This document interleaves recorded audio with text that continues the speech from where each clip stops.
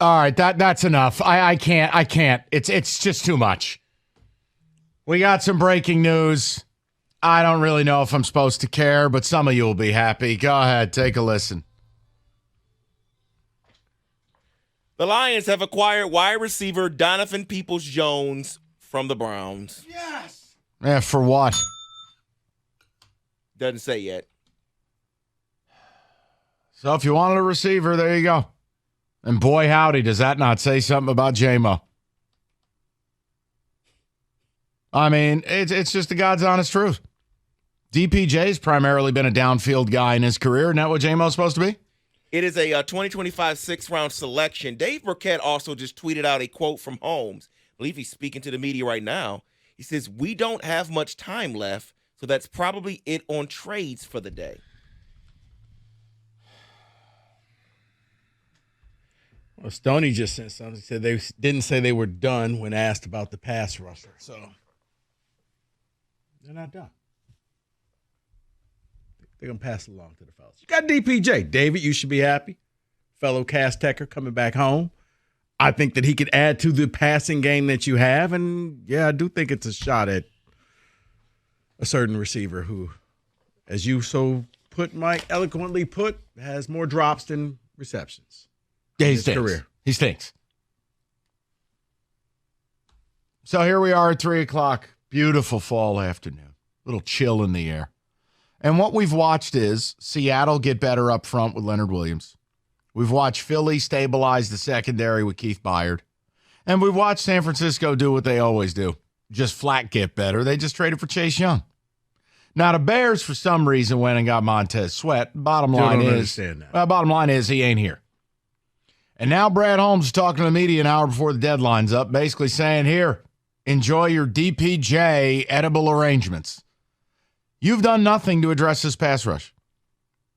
And if you call up on here and shake your ass talking about 6 sacks last night, you don't know anything about football. You were blitzing the hell out of Jimmy G because he's helpless.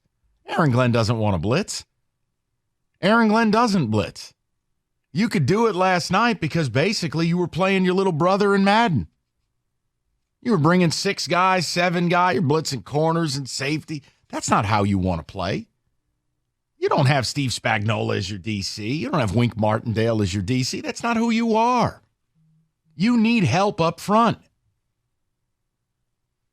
And I just can't believe we're sitting here and the Lions at the deadline, while every contender in the NFC has made a legitimate move, your move is a failed Browns wide receiver, DPJ. I'm not going to say failed Browns because that's actually one of the guys that I thought you can get on the list, like with Hunter Renfrow. Like, you could go get DPJ. It's not going to cost you a ton of money. It adds your wide receiver room. It gives you another weapon. Isn't that a direct strike on J-Mo? It is absolutely another strike against J-Mo, but it at least tells me that the Lions say, we're not going to sit here and coddle you. We're not going to sit here and try to make you better. Either you get better or you don't. Okay, you didn't. We got to get another receiver. We got to add to the depth in this room. I like the move. Probably didn't cost you a ton. You're bringing him here. I guess he fits the culture because he's from here, so he knows. Oh, you know what? I'm so tired of that bit. I don't care if he's from the moon. I want players. You want winners. And is DPJ going to rush the passer? No. Is DPJ going to get Aiden freed up for more one-on-one looks? No. Then I don't care. But you're giving Ben Johnson another weapon. Great. Enjoy it while he's here because you got Ben Johnson for 90 more days. Anything else you'd like to add?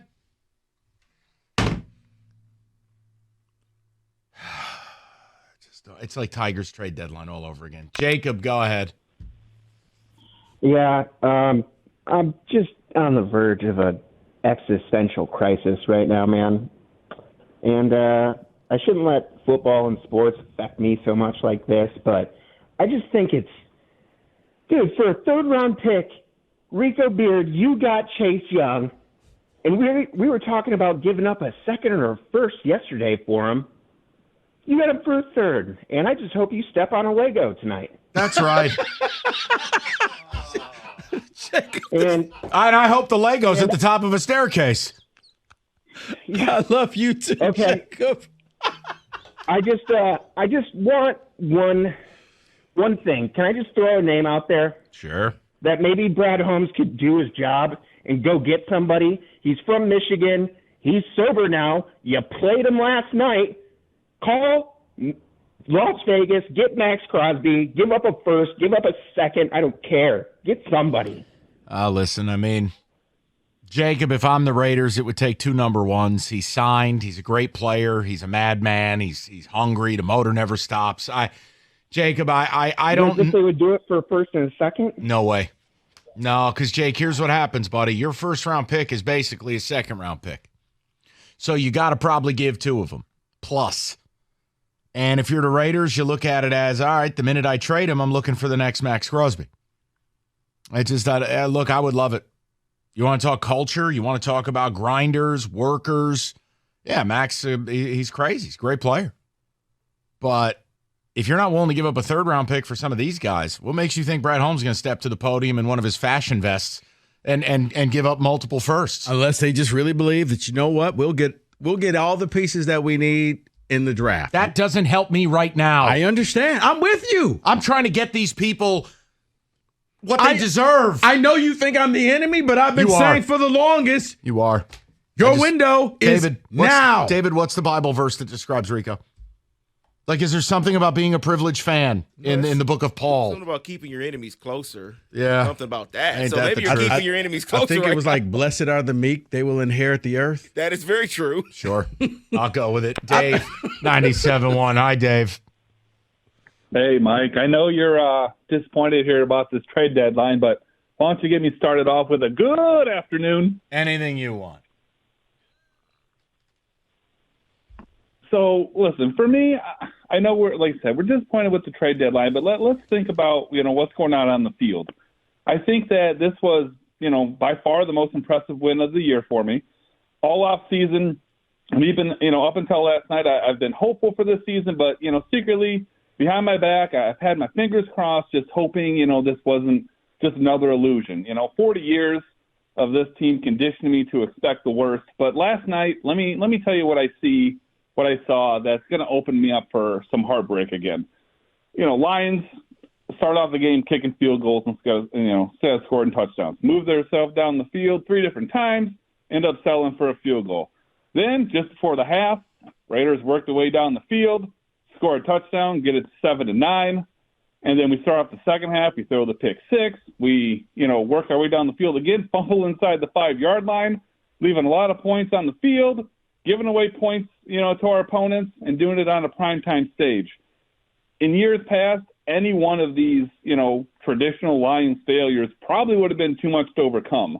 Now, instead of this team collapsing, they end up dominating the game, right? They go ahead, they match that Raiders touchdown right before the half, overcome the pick 6, overcome that fumble. That's the mark of a good team, Mike, and that's what I'm expecting from this team moving forward. Listen, I agree 100% on everything you said, but it has nothing to do with what we're talking about right now. You do not have a front 4 that can win consistently. You need to upgrade. Look, I know this town isn't – Dave, I'm not mad at you, by the way, at all. This town is not used to having a winner. I want to help you with something. If you study what your competitors do, they load up at the deadline. The Niners have added 2 critical pieces to an already dominant front. And you go, well, why? Why would they need more? Because more is good. I watched the Giants, who really didn't have much outside of 8 really good defensive linemen, win a Super Bowl. How'd they do it? Because every third down, they were doing what they called their NASCAR package. They would have 4 pass rushers on the field. They'd have like Justin Tuck at D tackle. They'd Osi Umenyiora. They would just overwhelm teams with their front 4. They made Brady's life hell in that Super Bowl. Did they have a great offense? No. Did they have some great secondary? No. The Niners' defense is what it is because their front 4 is so good and so deep. The Eagles, it's the same principle. They don't need Fletcher Cox to play 50 snaps or 40. You rotate them in. Right. They go 8 deep up front. You are thin up front. And the idea that you did not address this makes it seem, I'm going to use TJ Lang as the example. TJ was on these airwaves Friday and said the following. If they don't go out and make a splash move on deadline day, they're saying they're satisfied with just winning the division. Close quote, Thomas John Lang, Eastern Michigan, class of 06.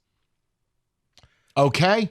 Actually, class of probably 2010. I think I aged TJ 5 years. No, but that's what it does feel like. We win the division, we take our chances in the playoffs rather than the Super Bowl. And maybe it's that culture feeling because no one in this building knows really what it's like to win a Super Bowl. I mean, yeah, I don't know why Holmes would be talking to the media right now, 45 minutes before the deadline, if something were going to get done. Yeah, it looks like they're done for the day. And, you're about to get the DPJ? Well, that's all really what he was talking about. Yeah, they got him for DPJ. they gave up a 2025 6th-round pick. But it is questionable. You're right, Mike. It's questionable that he's talking 50 minutes before the deadline. Shouldn't he be in his office working the phones? I didn't even think about that. You're right. You should be holding this press conference at 4 an hour from now. Here's what they gave up for DPJ.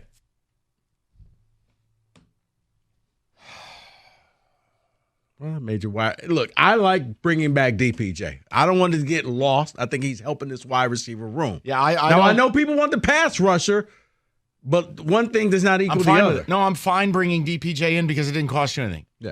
A 6th-round pick in 2 years? Yeah. Who cares? You could have given Cleveland a box of Tasty Cakes. It wouldn't matter. The whole idea is I'm trying to win now. Yeah, you shouldn't be doing your press conference right now. And second of all, newsflash, you traded for DPJ. The first question should have been, are you acknowledging that J-Mo stinks? Great question. Mike, 97. Hold on. Mikey, stay with me. I'm a terrible person. We're up against it. Mike, I'm coming to you on the break. Kenny, if I don't take Mike first, it's on you. 248-539-9797.